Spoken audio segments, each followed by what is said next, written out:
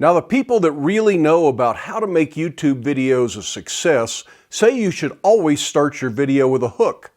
But here on the Hook of the Week, our goal is to end the video with a hook, and that's exactly what I plan to do today. So let's take a look in our bucket of useful stuff and see what we can find to make a hook out of this week. Now, there's some pretty big stuff in here, but I think I'm going to save that for some more impressive hooks as we get towards the end of the project. And I think today we're going to go with some of this really basic stuff. This is a little piece of 1/8 by 1/2 inch flat stock.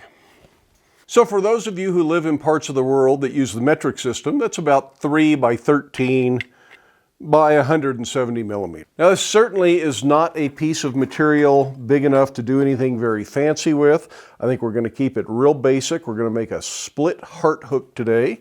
And that means we need to taper one end, and I'll split it about so far with a chisel, and we'll bend it into a heart shape, and then we'll make our hook. Should be one of the simpler, more basic hooks that we've made. I know I said that about the drive hook last week, but this time I think I mean it. So we'll just start this hook by drawing out the end to nearly a point. It doesn't have to be a sharp point at this point. A sharp point at this stage, maybe that's better.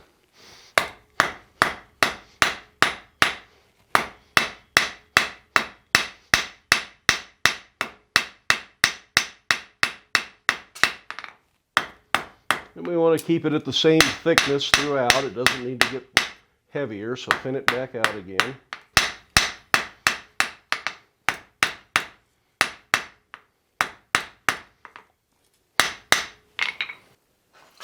I'm just going to split this with a handled hot cut. You could use a handheld hot chisel and a cutting plate underneath it to protect the anvil. Then we'll hold the whole thing down with a hold fast.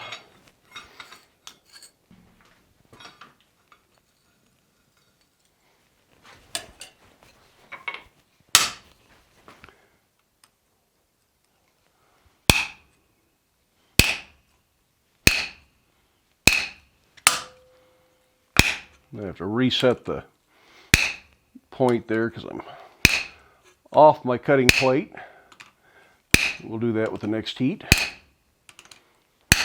This 1/8 inch material cuts through pretty quick, so I'm already through there, which is why I put the cutting plate under right away. Heavy material, I might start without the cutting plate.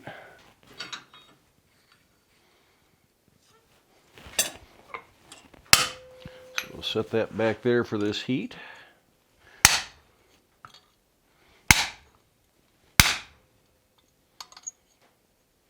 Try and split that right down the center there. Now you could split this with a hacksaw or a bandsaw, but because the chisel leaves a bevel in there, the fact that you split it with a chisel shows, and it makes it look better in the long run, I believe. I'm going to go ahead and run that split a little further. I think the heart will be more dramatic if we use more material. I don't have any magic formula. I'm just eyeballing it and making my best guess. I think that looks like a much better amount of material for the job.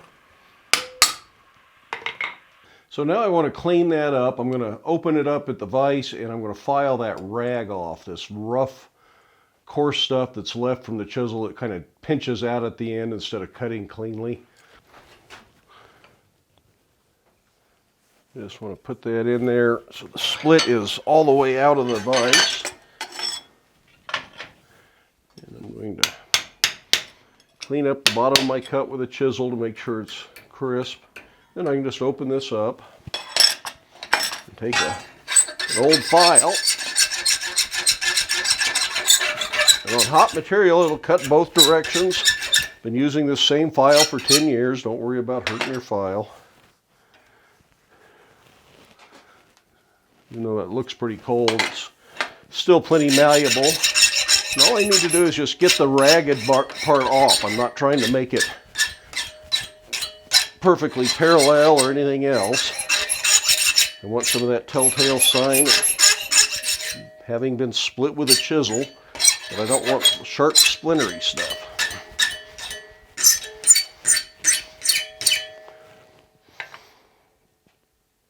It looks pretty good.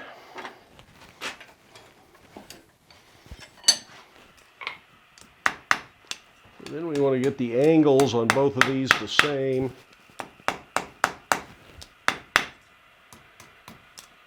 I'm trying to do everything symmetrical at this point. It'll be a much better looking forged heart.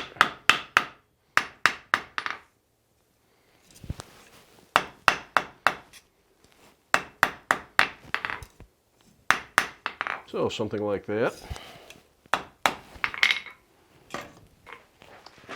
And now all we want to do is roll the heart in, again trying to keep this as symmetrical as you can.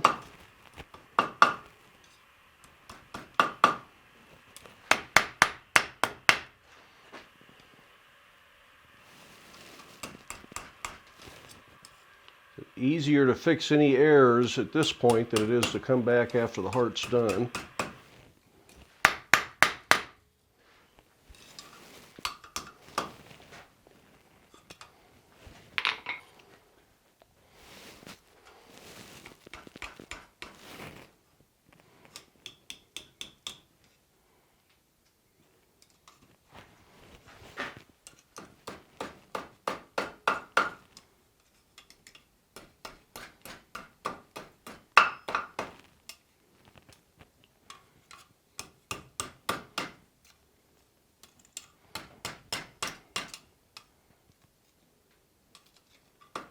Right now these overlap, but by the time I get them all tucked in the way I want them, they don't need to.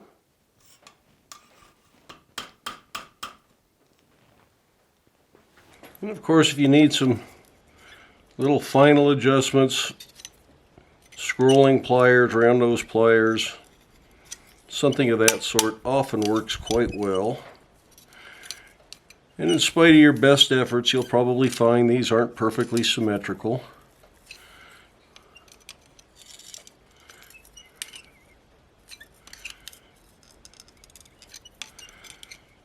And in the long run, I think that's okay.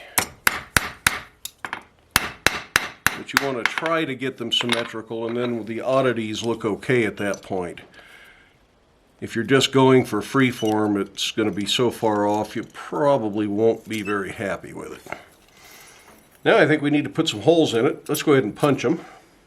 Now remember, you've got a bevel on here, so the bevel wants to show on the front of the hook, so make sure you remember that as you do anything that might matter front to back.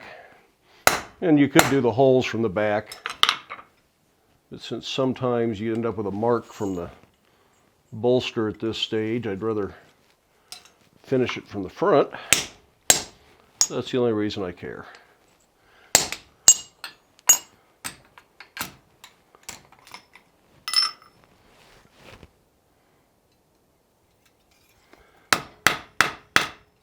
And really, one hole is all you need, because this will tighten up against the wall, but if you want to, we can put two.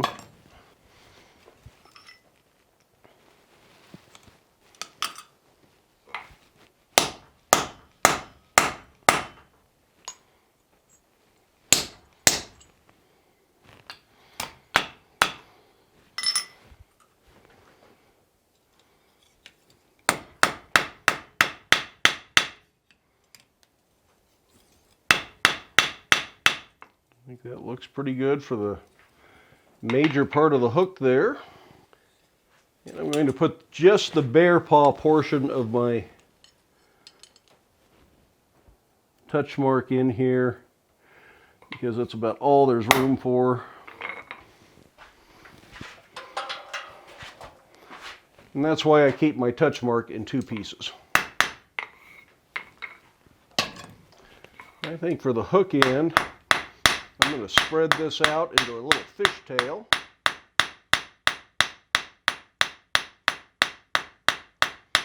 Just using the cross peen and trying to keep both sides even.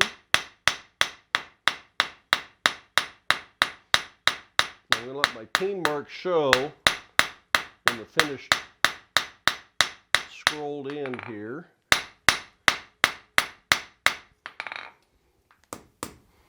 And straighten that out a little bit.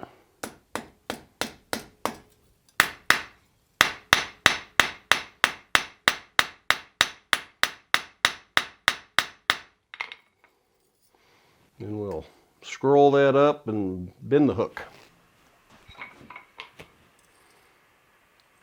So let's start rolling our little fishtail scroll.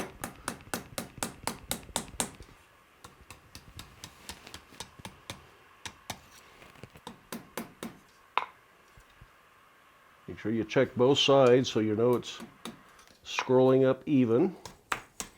This doesn't need to scroll up a lot, it's just there to make a finished detail on the end of the hook. I'm just going to bend this in a bending fork. First I'm going to cool that off so I don't mess up my scroll. There's not a lot of material here, so this will be a fairly tight hook. And as it is, it's still going to interfere with the screw holes a little bit. One reason to just do one screw hole, it would have been out of the way. But I think we can make this work.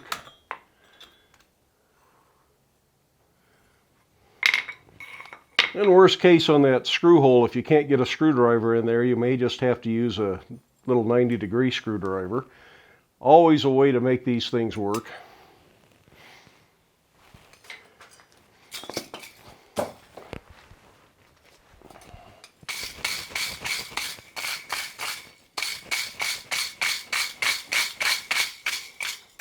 So there we have the completed hook of the week, a nice little heart-shaped hook.